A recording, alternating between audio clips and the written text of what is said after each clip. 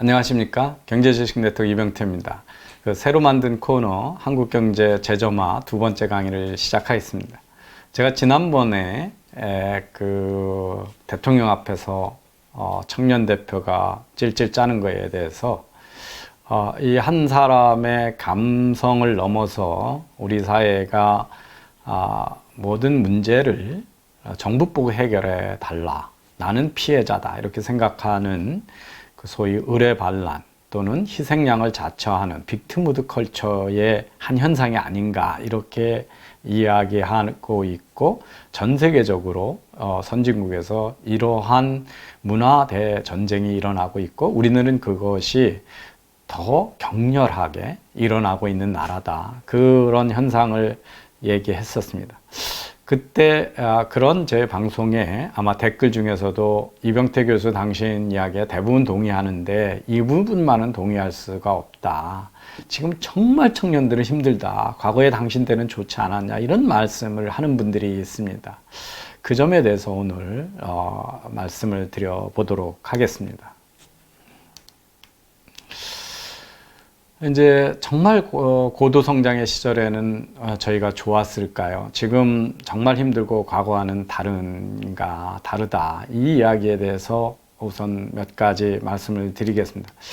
우선 저는 지금 힘들지 않다는 얘기를 하는 건 아닙니다. 그렇지만 우리가 과거를 미화하는 것들은 상당히 위험하지만 우리는 종종 그렇게 해온다는 겁니다. 그게 보여드리는 거가, 우리가 성경에 에덴의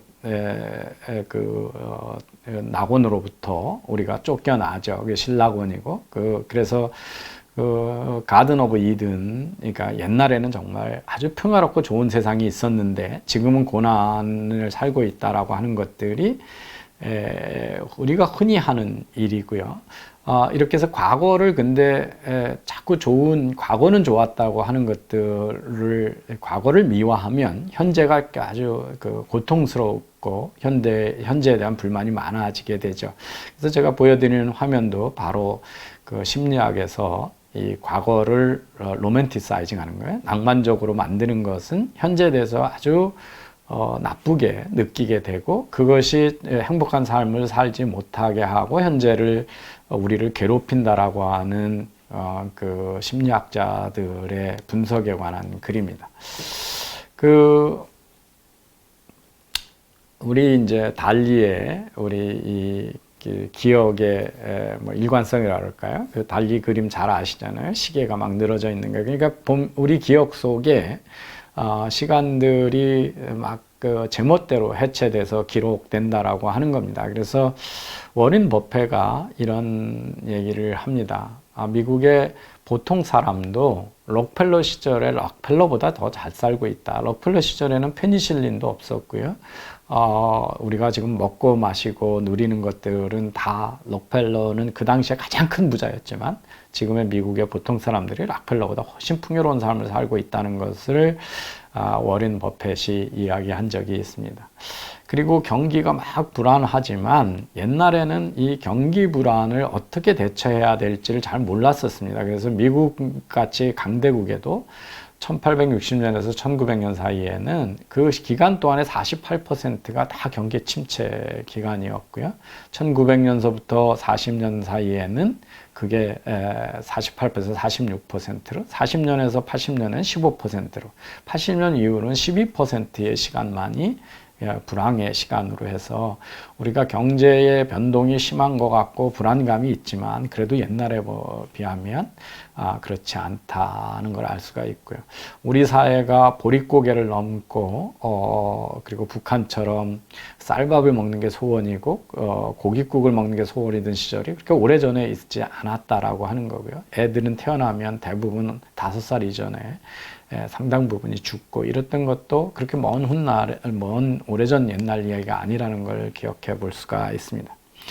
저는 제가 헬조선에 대해서 얘기했을 때 아까 옛날은 좋았다라고 얘기하는 분들에 대해서 이 문제만은 좀 분명히 우리가 사회가 짚고 넘어갈 필요가 있다는 것을 좀 말씀드리고 싶습니다.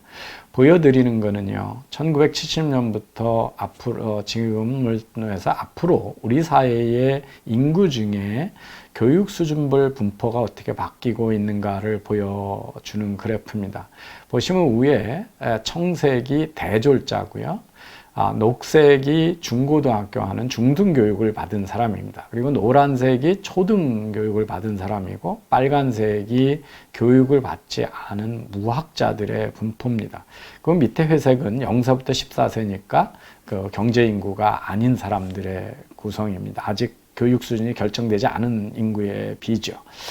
근데 옛날이 좋았다라고 얘기하는 분들, 이명태 교수 당신 시절 대학을 다닐 때는 좋았다라고 하는 분들이 좀 보여야 될 게 이겁니다. 우리나라의 1970년에 전체 인구 중에 대졸은 1.8%였고 1980년에 4.1%였고 1990년에 9.2%에 불과합니다. 그런데 그러니까 우리가 고도 성장했던 게 70년, 80년대고 90년대 중반까지입니다. 초반까지죠. 97년에 IMF 금융위기 이전까지를 지금 얘기하는 겁니다. 그런데 옛날에는 특히 여성들은 결혼하면 경제 참여를 안 했으니까 그 당시에 대졸자들은 그 전체 인구의 4% 정도가 그 좋은 일자리를 위해서 경쟁을 했다는 것을 알 수가 있습니다. 그러면 대학을 못 갔던 사람은 어떻게 했냐? 집에 돈이 있건 없건 정부가 원칙을 정해서 대졸자리 일자리가 많지 않으니까 어떻게 하냐면 예비고사라는 걸 봐서 인문계 고등학교를 가서도 대학 정원을 엄격히 정부가 통제했고 대학 정원의 2배가 안 되는 숫자를 예비고사에서 잘라서 대학 입시를 볼 자격도 주지 않았습니다. 그러니까 그 당시에는 그 지금 저 9% 또는 4% 들지 않았던 사람들은 다 자기가 대학을 갈 수 없기 때문에 험한 직업을 찾아서 갔고 또 그 당시에는 무학자도 많았고 고등교육을 시키지 않았다. 그래서 옛날이 좋았다. 대학만 가면 일자리가 걱정이 없었다는 사람은 그 당시 우리나라 국민의 4%밖에 되지 않는 4% 어느 시대를 얘기하든 70년대를 얘기하면 1.8%가 전체 막 청년도 아니고 국민 전체니까 1%고 80년대는 여성을 빼고 나면 그게 한 2%끼리 경쟁이었고 90년대만 해도 4, 5%가 경쟁했던 시절이다. 그 나머지 90 몇 %들이 어떻게 살았는지에 대해서는 지금 우리 사회가 잊어버리고 있다라고 하는 겁니다.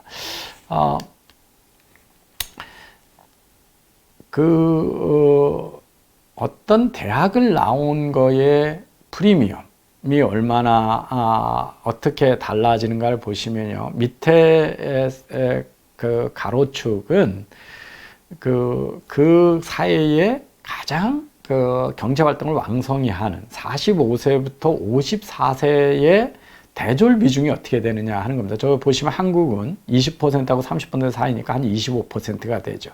세로축은 대졸 이하의 그러니까 중등교육 이하를 받은 사람에 비해서 급여를 얼마나 많이 받느냐 하는 교육 프리미엄입니다. 보시면 대졸 비중이 적은 나라들, 포르투갈이나 폴란드나 체코 같은 나라들은 대졸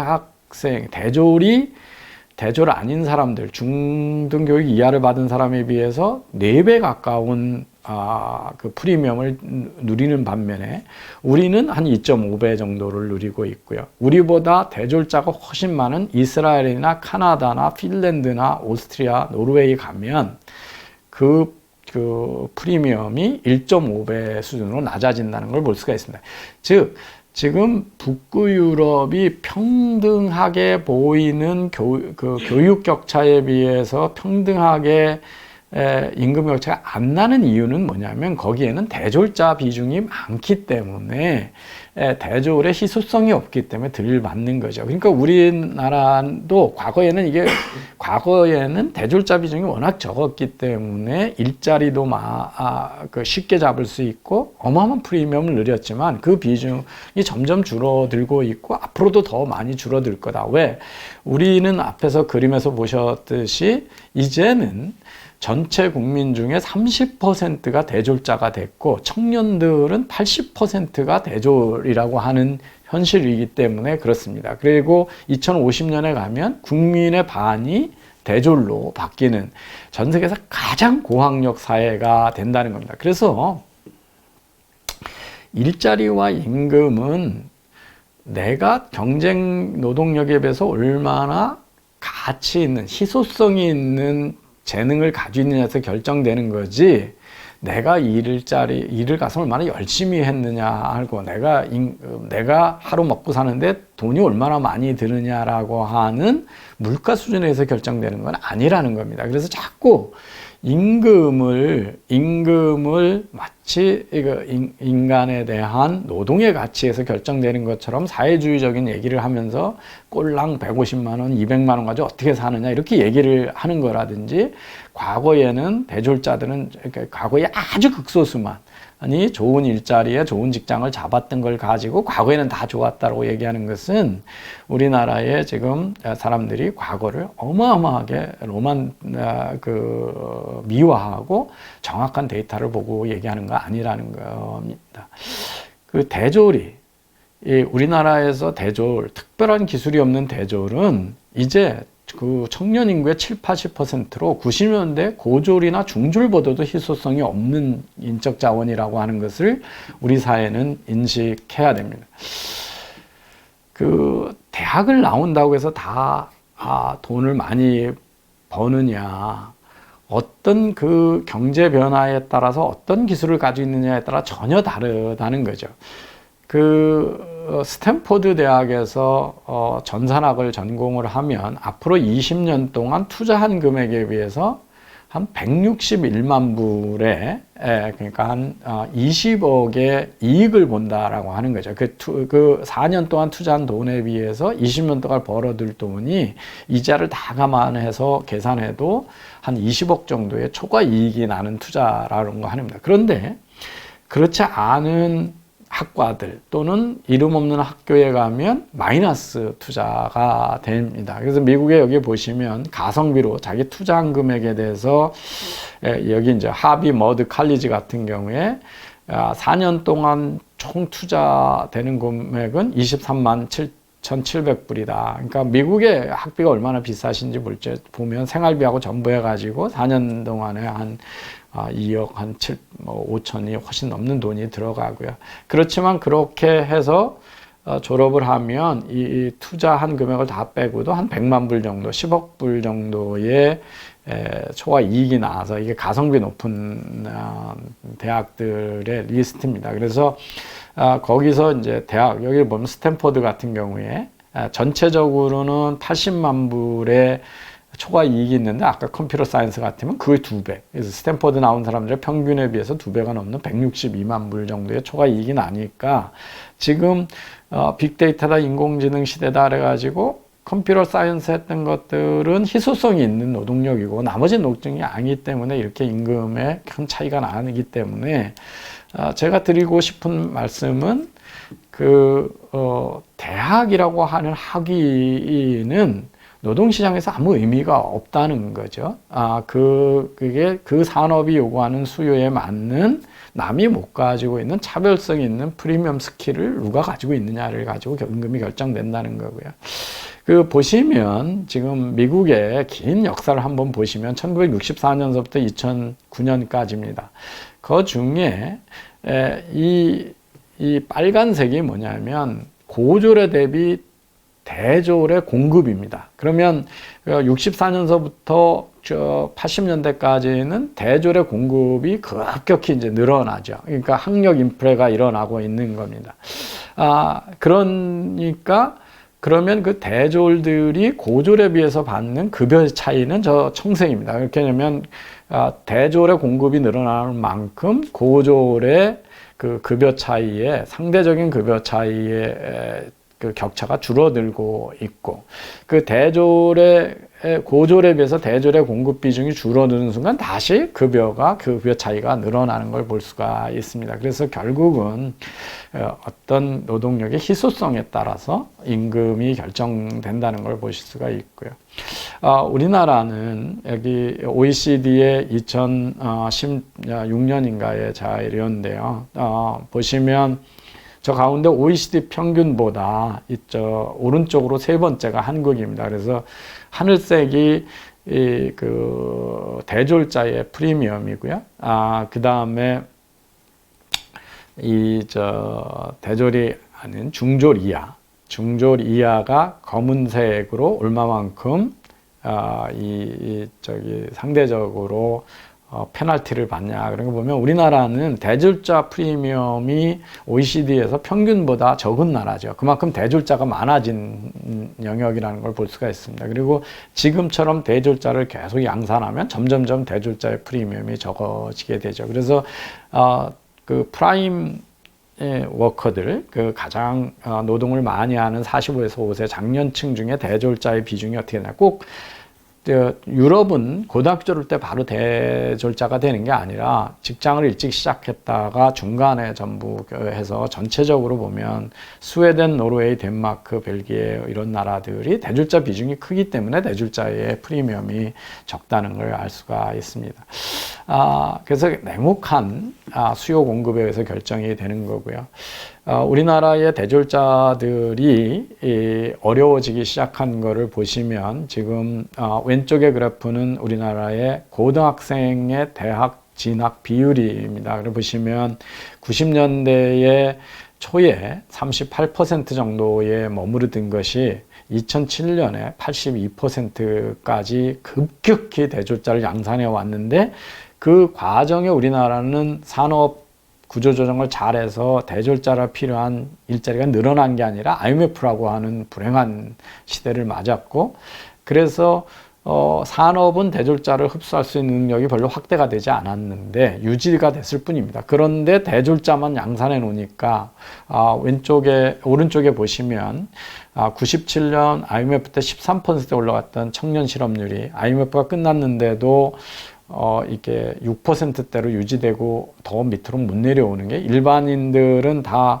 4%, 3, 4%의 실업률로 내려갔는데 청년들만 6%, 7%가량의 실업률에서 유지되고 있다가 최근 2013년서부터 위로 치솟고 있습니다. 이 두 가지 요인인데, 하나는 대졸자를 양산했다라고 하는 노동개혁의 실패고요. 또 하나는 보시면 이 실업률은 통계상에 문제가 있으니까 확장 실업률, 취업 준비생하고 취업 포기자까지 포함하면 보시면 왼쪽에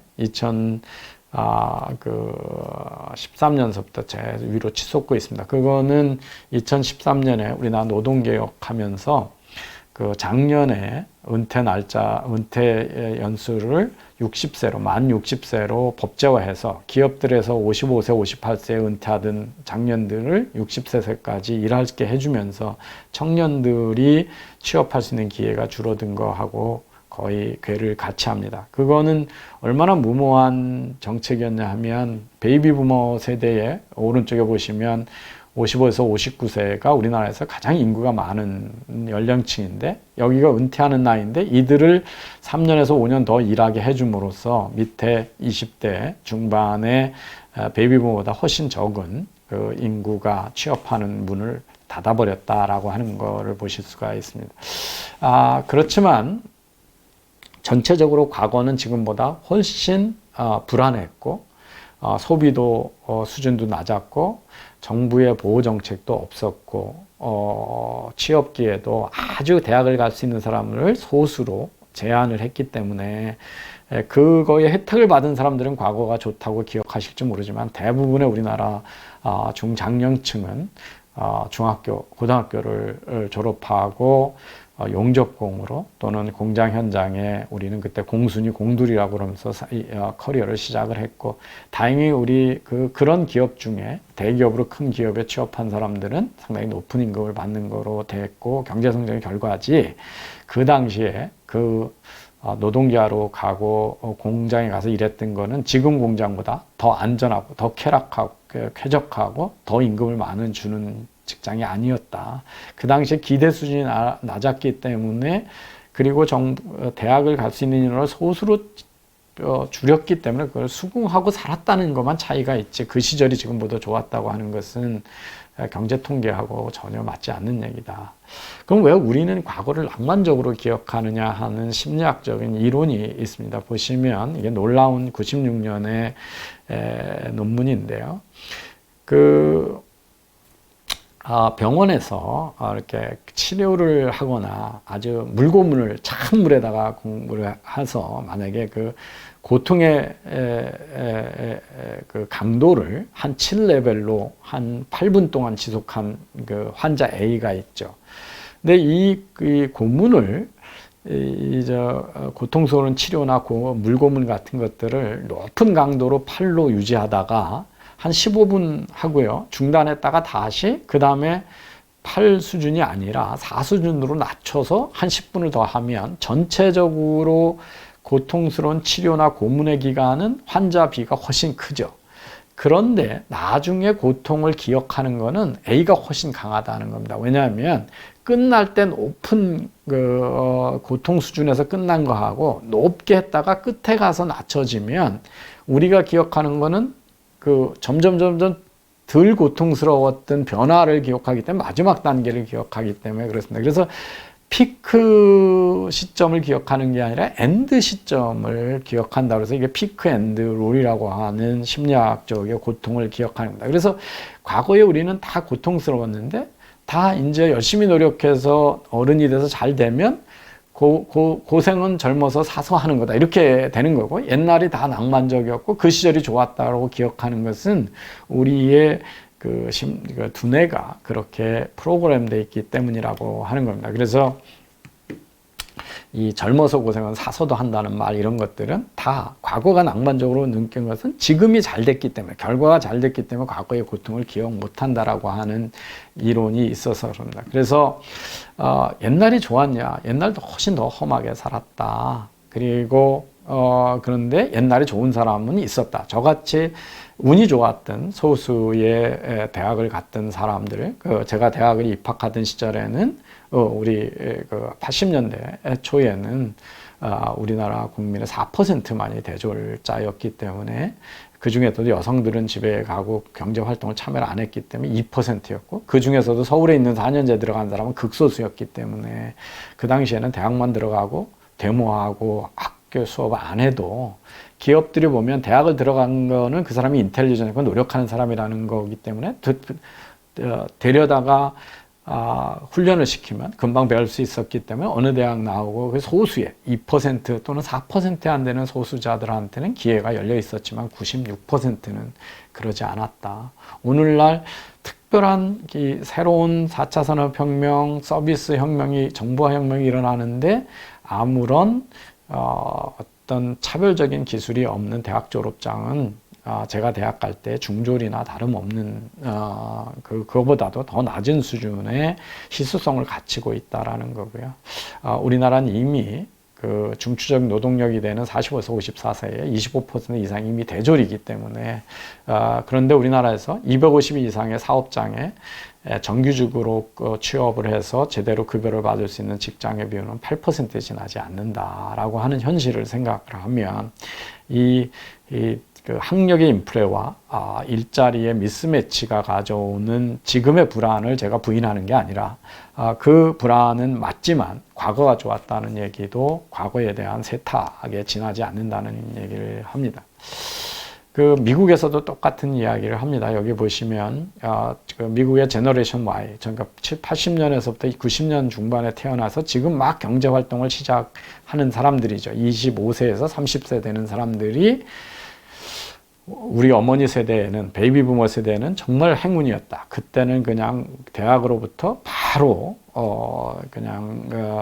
일자리를 할 수 있고 영국의 런던에 가면 바로 아파트를 살 수 있었다. 근데 이제 여기 이 양반이 그게 다 우리 역사에 대한 인식에 마비라는 거죠. 암네시아라고 합니다. 인식의 마비다. 자기 부모 세대가 대학을 갔다고 자기 부모는 대학을 가지 못했다는 거죠. 저희 부모는 중학교도 초등학교도 가지 못했습니다. 그랬고 아파트를 샀다고 그렇지 않다는 거죠. 그래서 보시면 지금 우리나라 시골 풍경과 같은 그 모습이 지금 여기 사진에 있는 모습이 이 베이비 부머 세대가 봤던 영국의 교회의 모습입니다. 그래서 그런 거고요. 이 세상을 제대로 살아가는 것은 졸업장을 가졌고 내가 대한민국이라고 하는 풍요로운 세상에 따른 근거 없는 자존감이 아니라는 거죠. 현실을 어떻게 잘 인식하느냐. 그래서 현실에 대한 존중이 더 중요하다. 이 심리학자 레이놀드가 우리가 자존심이라고 하는 것은 노력과 성공에서 얻어지는 거지 자존심으로부터 무슨 시작하는 게 아니라, 그래서 자존심을 세우라는 얘기를 하는데 자존심보다는 일을 통해서 자기가 성공했을 때 자존심이 만들어내는 거고, 그것이 일을 잘하려면 현실 인식을 정확히 하는 게 중요하다는 이야기를 합니다. 우리는 보통 사람들은 자꾸 이런 착각을 합니다. 뭐냐면 당신들이 지금 대한민국 어려운 거를 물려주지 않았냐. 다 대학을 보낸 것도 아버지 세대가 한 거 아니냐. 이런 이야기를 합니다. 그러면 사실은 제가 헬조선이라고 징징대지 말라고 그랬을 때 인정머리 없다고 얘기하는 사람들도 똑같은 이야기를 합니다. 그런데 노벨상을 받았던 하이에크, 저기 오타가 있습니다. 다자가 아니라 하이에크인데, 하이에크가 이런 생각의 오류를 정확히 지적을 합니다. 지금 세상에 있는 질서가 어떤 거대한 독재자가 있거나 의식적인 전지능한 사람이 있어서 의식적으로 디자인을 해서 이루어지는 게 아니죠. 지금 대학을 다 가고 이런 것들은 우리의 의식 수준에 지금 다, 그럼 과연 지금 옛날 같은 시대를 만들면 여러분 더 행복하냐는 거죠.